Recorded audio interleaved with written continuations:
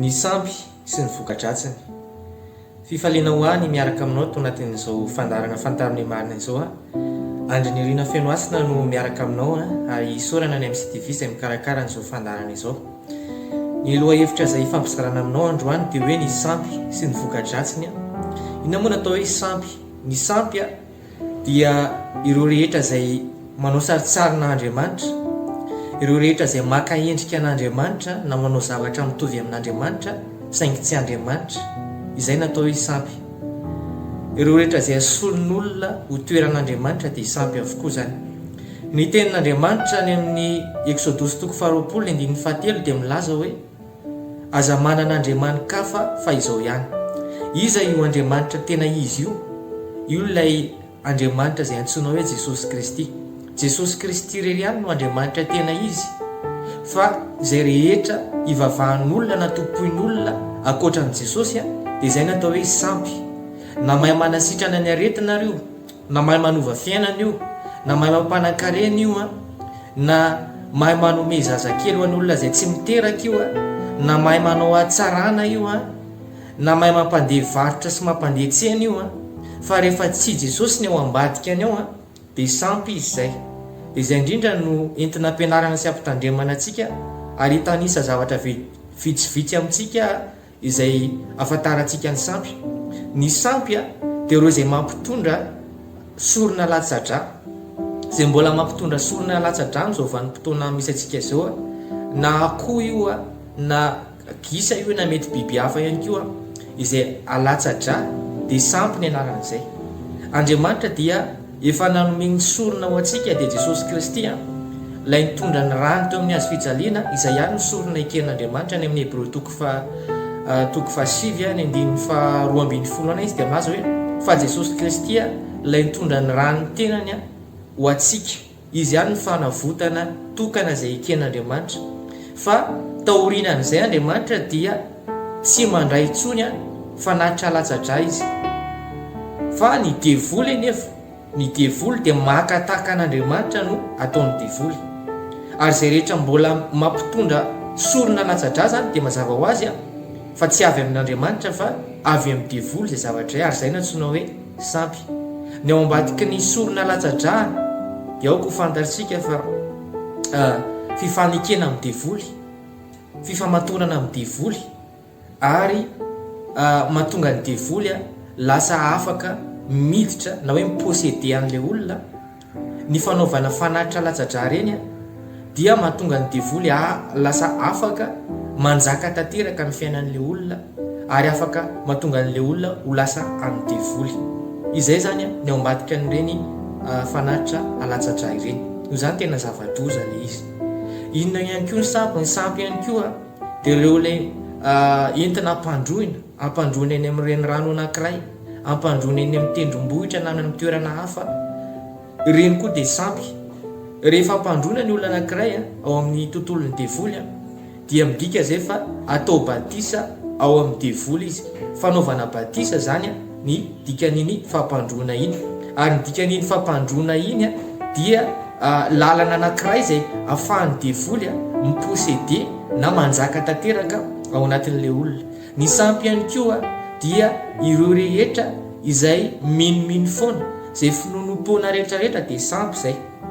Mino fa misy hazo kely mampandeha varotra, misy vovon-javatra araraka dia lasa mampety fiainana, misy stylo dia mampahay, misy ranon-javatra atao ao an-trano iny dia iny lasa fiarovana ny ao an-trano. Mbola resaka n'izay fiarovana izay rehefa avy eo fa reny karazana finonom-poana rehetrarehetra hoe misy firavaka mila anaovana, misy karazana lokona fitafiana menamena, fitafiana maintimainty, tsy mahazo manao akanjo mena, tsy mahazo manao akanjo tsy haiko hoe inona ny lokony, fa zay zavatra reny zavatra rehetrarehetra reny dia fanompo-tsampy avokoa ny ao ambadiky n'ireny finonom-poana rehetrarehetra ireny. Ny zavatra mahagaga nge dia ny olona mora minomino foana, ny olona zany rehefa zavatra tsy miorina ara-baiboly dia inoany olona, fa ny zavatra voasoratra ao anatin'ny baiboly sarotra ohatrany hoe sarotra amin'olona mino azy, fa zay zavatra tenenin'olona, zay zavatra mpanaovin'olona dia ataon'ilay olona izay. Sampy ihany koa ireo finoana ny fitahina amin'olona efa maty, ny fivavahana amin'olona efa maty, ny firesahana amin'olona efa maty, ny fiantsoana anaran'olona efa maty ireny rehetrarehetra reny dia fanompo-tsampy. Ny olona efa maty dia ambaran'ny tenin'Andriamanitra hoe tsy manan-draharaha atao intsony amin'izay zavatra atao aty ambany masoandro izy. Any amin'ny mpitoriteny toko fasivy ny 15 misy an'izay. Zany hoe ny tena marina dia ny devoly zany ny ao ambadika an'ireny hoe mangatapitahina amin'ny olona efa maty reny ary le olona efa maty hoe miseho dia mbola miresaka reny ny devoly fanaratsy ny ao ambadika an'ireny zavatra rehetrarehetra reny. Raha tena mitady tokoa ny olona efa maty dia ny olona reny sahirana reny mpangataka reny olona kamboty reny no tena nanakarena be indrindra. Fa ny maty dia tsy mitahy izany. Ny maty tsy mitahy satria izay ny ambaran'ny tenin'Andriamanitra. Ka noho izany izay fivavahana amin'ny maty rehetrarehetra, fangatapitahina amin'ny maty rehetrarehetra dia fanompo-tsampy avokoa no anaran'izany rehetrarehetra zany. Ny resaka fanasitranana, ny fanatonana olona mahay zavatra, mahay manasitrana aretina na mahay manome zaza dia rehefa tsy Jesosy, rehefa tsy ny herin'Andriamanitra no miasa ao anatin'ilay izy dia sampy ihany koa ny anaran'izay. Na ataontsika hoe mahay manasitrana io olona io hoe nahazo manana hery manokana izy na mety mampiasa rano izy mety mampiasa zavatra hafa izy dia tena mahay manasitrana zay aretina rehetrarehetra izy fa saingy tsy olona manana an Jesosy olona tsy nateraka indray dia mazava ho azy fa herin'ny devoly zany le ampiasain'ny olona io ary fanompo-tsampy zay rehetra manatona io olona io dia olona manompo sampy avokoa. Ary tia nefa ny zavatra mila fantatsika hoe ny devoly dia tsy manome zavatra gratuit zany ny devoly, tsy manome fanasitranana gratuit zany ny devoly, fa ny ao ambadika ireny zavatra ireny esoriny ny aretina anankiray dia mampiditra aretina hafa indray izy ao anatin'ireny. Misy takalony ireny, fitaka ireny fa ao amin'ny devoly tsy misy zavatra gratuit zany fa misy takalony. Raha ny devoly mahay manome vola dia misy fikorotana-tsaina be ao ambadika ny vola omeny devoly iny ary tsy maintsy ho esoriny devoly iny vola iny na amin'ny alalan'ny trosa na amin'ny alalan'ny faharavam-piainana, amin'ny alalana aretina, amin'ny alalana fangalarana. Tsy maintsy ho alain'ny devoly foana izay zavatra rehetrarehetra omeny fa tsy isy zavatra hoe meny devoly maimaimpona zany fa ny devoly dia mpanao domi-tapany andoherana. Ny karazana fangatana fiarovana, ny fitediavana fiarovana maro samihafa. Ao ohatra ny vehivavy rehefa be voka dia misy olona miteny manatona olona mba iarovana ny zazakely ao akibo, iarovana n'ilay vehivavy koa. Dia rehefa teraka indray ny zazakely menamena iny dia angatana fiarovana manokana indray mpanaovana firavaka kely asiana mpanaovana zavatra atao any amin'ny tanany eny ho fiarovana n'ilay zaza, dia fiarovana anazy amina fanamaloto sy ny fanaratsony. Eo ihany koa ny fiarovana rehefa andeha hanao voyage, fiarovana apetraka amin'ny trano amina toerana anankiray amina varotra. Reny karazana fiarovana maro samihafa ireny dia sampy avokoa ireny zavatra rehetrarehetra ireny. Tsisy devoly afaka miaro zany fa fitaka sy fandrika ihany ny ao ambadika an'ireny karazana zavatra ratsy maro samihafa ireny. Tsy misy zavatra tsara ho raisin'ny olona avy amin'ny sampy zany fa haravana, fampotena tsy maintsy ao ambadika ny sampy.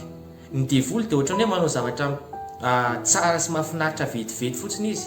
Ny resaka fanasitranana antsika teo ohatran'ny hoe sitrana vetivety ilay olona fa misy aretina hafa indray miverina satria aretina ampidirin'ilay devoly ihany ilay izy anankiray no esoriny fa mampiditra aretina hafa izy rehefa avy eo. Dia ohatran'izay fomba fiasan'ny devoly. Ny devoly tsy mba hanome zavatra tsara zany fa Jesosy dia milaza hoe ny mpangalatra tsy avy raha tsy hangalatra, sy hamono ary handringa. Fa Jesosy ihany no hanome antsika fiainana sady hanome antsika fiainana be dia be. Noho izany ao amin'ny Jesosy ihany misy ny tena fiainana.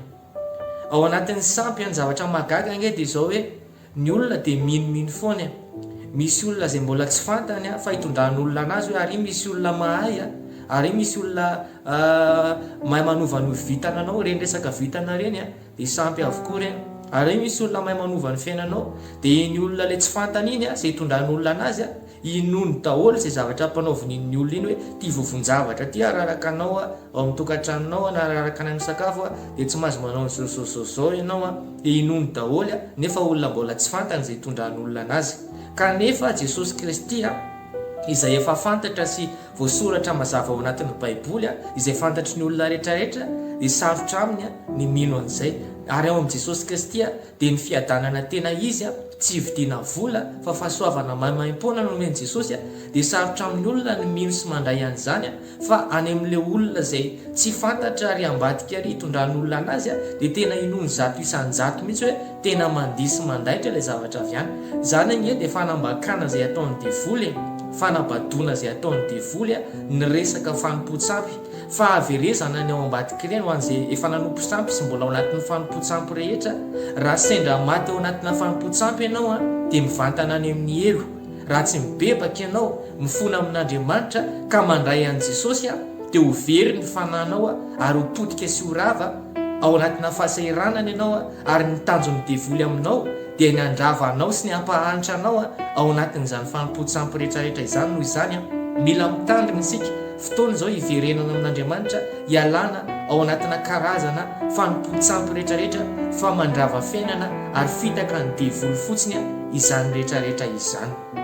Mbola be dia be moa ireo karazana sampy izay misy fa noho ny amin'ny fotoana dia tsy afaka mivalapatra be tsika atao anatin'izao fandaharana izao fa inona fa azonao tsara ilay zavatra izay tiana ampianarina tamin'ity androany ity hoe ireo zavatra hafa rehetrarehetra izay akoatran'i Jesosy Kristy izay hivavahana sy hitokiana dia sampy izany rehetrarehetra izany ary ny sampy dia mahavery ny sampy dia tsy mampity fiainana zany fa vao mahay mandrava fiainana sy manakorotana mampiditra zavatra ratsy maro isan-karazany no ao ambadiky ny sampy.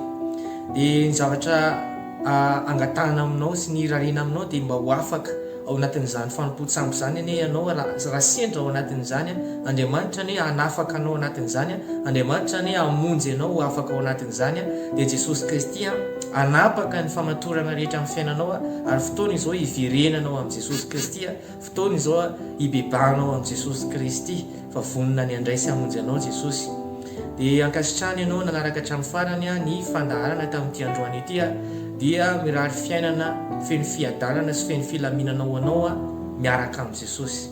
Tahidy Jesosy daholo.